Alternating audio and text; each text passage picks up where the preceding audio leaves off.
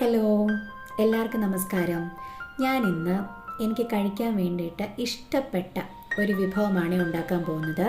അത് വേറെ ഒന്നുമല്ല, നമ്മുടെ മാമ്പഴ പുളിശ്ശേരിയാണ് കേട്ടോ. അപ്പോൾ ഇന്ന് സൺഡേ ആയിരുന്നു. അപ്പം ഞങ്ങൾ രണ്ടാളും വീട്ടിലുണ്ട്. അപ്പം ഞാൻ വിചാരിച്ചു എന്നാൽ ഒരു മാമ്പഴ പുളിശ്ശേരി തന്നെ അങ്ങ് വെച്ചേക്കാമെന്ന്. അപ്പം ഞാനിതിൻ്റെ വലിയ എക്സ്പേർട്ടും കാര്യങ്ങളൊന്നും അല്ലാത്തതുകൊണ്ട് ഞാൻ അമ്മയും കുഞ്ഞമ്മയും ഒക്കെ വിളിച്ച് ചോദിച്ചിട്ടാണ് ഇതിൻ്റെ റെസിപ്പിയും കാര്യങ്ങളൊക്കെ റെഡിയാക്കിയെടുത്തത്. അപ്പോൾ ഇപ്പോൾ മാങ്ങയുടെ സീസണാണല്ലോ, ഇഷ്ടംപോലെ മാങ്ങ നമുക്ക് എല്ലായിടത്തും കിട്ടും. അപ്പം ഞാനും വാങ്ങി കുറച്ച് മാങ്ങ. ഞാൻ നന്നായിട്ട് കഴുകി വൃത്തിയാക്കിയിട്ട് അതിൻ്റെ തോലും കാര്യങ്ങളൊക്കെ കളഞ്ഞിട്ട് ഈ മൺചട്ടിക്കകത്താണ് വെക്കുന്നത്. ഒരു ലേശം ഉപ്പും ഇത്തിരി മുളക് പൊടിയും മഞ്ഞൾപ്പൊടിയൊക്കെ അതിനകത്തോട്ടിട്ട്, പിന്നെ ലേശം ഒരു ശർക്കരയും കൂടെ ഞാനിട്ട് കേട്ടോ, ഒരു മധുരത്തിനായിട്ട്. പിന്നെ വെള്ളം ഒഴിച്ച് കറിവേപ്പിലയും ഇട്ടിട്ട് തിളപ്പിക്കാനായിട്ട് വെച്ചേ. എൻ്റെ അമ്മ വീട്ടിലാണ് ഈ മാങ്ങയൊക്കെ ഒരുപാടുള്ളത്. നമ്മുടെ വീട്ടിലധികം അങ്ങനെ മാവുണ്ട്, എന്നാൽ ഒരുപാടൊന്നുമില്ല. അമ്മ വീട്ടിലാണ് ഈ മാങ്ങയും കാര്യങ്ങളൊക്കെ ഒരുപാടുള്ളത്. അപ്പം ഞാൻ അവിടെ ചെല്ലുന്ന സമയത്ത് എനിക്ക് അമ്മായിയാണ് ഇത് ഏറ്റവും കൂടുതൽ ഉണ്ടാക്കി തന്നിരിക്കുന്നത്. അത് മാങ്ങ കറിയാണ് അമ്മായി ഉണ്ടാക്കി തരുന്നത്. എനിക്കാണെങ്കിൽ ഏറ്റവും കഴിക്കാൻ ഇഷ്ടപ്പെട്ട ഒരു ഫുഡാണ് ഈ മാങ്ങക്കറിയും ചോറും എന്ന് പറയുന്നത് കേട്ടോ. അതിനകത്ത് വേറെ കാര്യങ്ങളൊന്നുമില്ല, മാങ്ങ മാത്രം, പഴുത്ത മാങ്ങയുടെ കറിയാണ് ഉണ്ടാക്കി തരുന്നത്. അപ്പം ഞാൻ പറഞ്ഞല്ലോ ഞാൻ സൺഡേ ആയിരുന്നു എന്ന്. അപ്പോൾ വിവേക് ഉണ്ടായിരുന്നു, അപ്പോൾ ഹെൽപ്പിങ്ങിന് ആളുണ്ട്.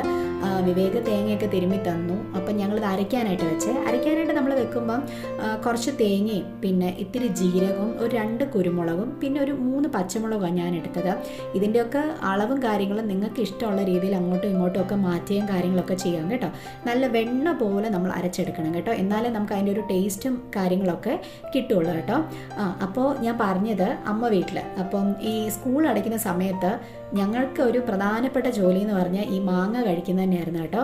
ഈ നമ്മൾ ഈ മഴ സമയത്ത് കാറ്റ് വീശുമ്പം ഈ മാങ്ങ, പഴുത്ത മാങ്ങ തറയിൽ വീഴും കേട്ടോ. അത് നമ്മൾ പറക്കി വെക്കും. ചിലപ്പോൾ ഞങ്ങൾ അന്നേരം അവിടെ തന്നെ നിന്ന് കഴുകി കഴിക്കാറുണ്ട് കേട്ടോ. ചിലപ്പോൾ കഴുകാറ് പോലും ഇല്ല, കാരണം ഫ്രഷ് മാങ്ങയല്ലേ വീഴുന്നത്. അങ്ങനെ വരെ ഞങ്ങൾ അവിടെ നിന്ന് കഴിക്കുമായിരുന്നു കേട്ടോ. അതൊക്കെ ഓർക്കുമ്പോൾ എനിക്ക് ഭയങ്കര എന്താ പറയുന്നത്, ഒരു സന്തോഷമാണ് മനസ്സിന്. അപ്പോൾ നമ്മുടെ മാങ്ങയൊക്കെ തിളച്ചു. അന്നേരം ഞാൻ ഈ അരപ്പ് അതിനകത്തോട്ട് ചേർക്കുവാണേ. നന്നായിട്ട് അരയണേ, എന്നാലേ ആ ഒരു ടേസ്റ്റ് വരത്തുള്ളൂ കേട്ടോ. അപ്പം ഞാൻ നമ്മുടെ ഈ തേങ്ങയുടെ മിക്സ് നമ്മുടെ മാങ്ങയ്ക്കകത്തോട്ട് ആഡ് ചെയ്ത് കേട്ടോ. പിന്നെ ഞാൻ വിചാരിച്ചു കടുക് വറക്കാമെന്നേ. കടുക് വറക്കാനായിട്ട് പ്രത്യേകിച്ചൊന്നുമില്ല.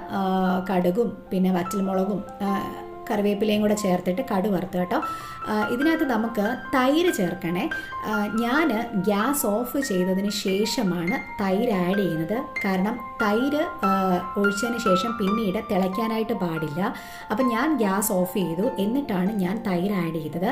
അത് കഴിഞ്ഞിട്ട് ഞാൻ ഈ കടു വറുത്തതും കൂടെ ആഡ് ചെയ്ത് കേട്ടോ. എന്നാലും സംഭവം അടിപൊളിയായിരുന്നു. എന്നാലും അമ്മായി ഒന്നും വെക്കുന്ന അത്ര രുചിയില്ലായിരുന്നു. എന്നാലും കുഴപ്പമില്ല, നമുക്ക് കഴിക്കാം. വിവേക് പറഞ്ഞു നല്ല രസം ഉണ്ടായിരുന്നു എന്ന് പറഞ്ഞു.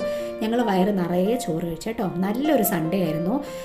അപ്പോൾ എല്ലാവർക്കും ഇഷ്ടപ്പെട്ടു എന്ന് വിചാരിക്കുന്നു. എല്ലാവരും എൻ്റെ ചാനൽ സബ്സ്ക്രൈബ് ചെയ്യണം, ഷെയർ ചെയ്യണം. അപ്പം കീപ് വാച്ചിങ്. അത്രയേ ഉള്ളൂ. Thank you.